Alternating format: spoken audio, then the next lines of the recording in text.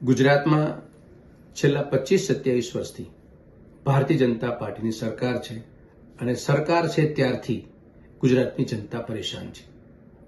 અનેક વખત કોંગ્રેસ પક્ષે જનતા માટે જનતા વતી અનેક પ્રશ્નોની રજૂઆતો, ધરણાઓ, ઉપવાસો અમે કરી ચૂક્યા છીએ, આંદોલનો પણ કર્યા છે.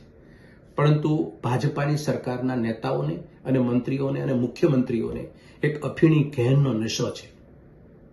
એમાં એને જનતાની પીડા સમજવાની કોઈ ફુરસદ નથી કે કોઈ અવસ્થા પણ નથી.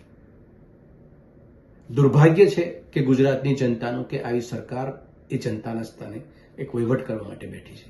તંત્ર અને સરકાર એકબીજાના પૂરક છે અને ભ્રષ્ટાચારથી ખદબદે છે. આજે મને સમાચાર મળ્યા કે ભાજપાના જ ધારાસભ્ય વિરમગામના કે એને મુખ્યમંત્રીને એક ધમકીભર્યા ભાષામાં એક પત્ર લખ્યો.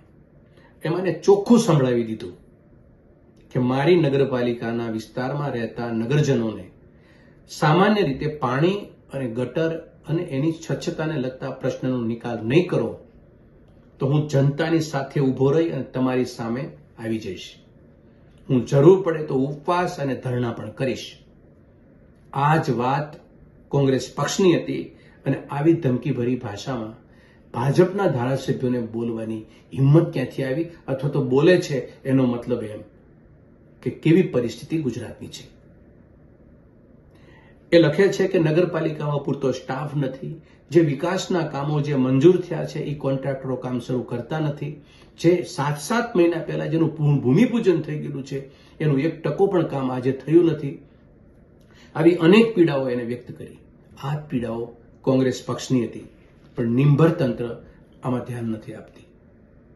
કહેવાનો મતલબ એ છે કે ગુજરાતના એક નગરપાલિકામાં આ સ્થિતિ છે, એક મહાનગરમાં આ પરિસ્થિતિ છે, એક ગામડામાં આ પરિસ્થિતિ છે. પણ ધારાસભ્ય સામે મૂકે છે ત્યારે સમજવાની જરૂર છે કે ગુજરાતના ગામડાઓની પરિસ્થિતિ અને શહેરી પરિસ્થિતિ શું હાલત હશે.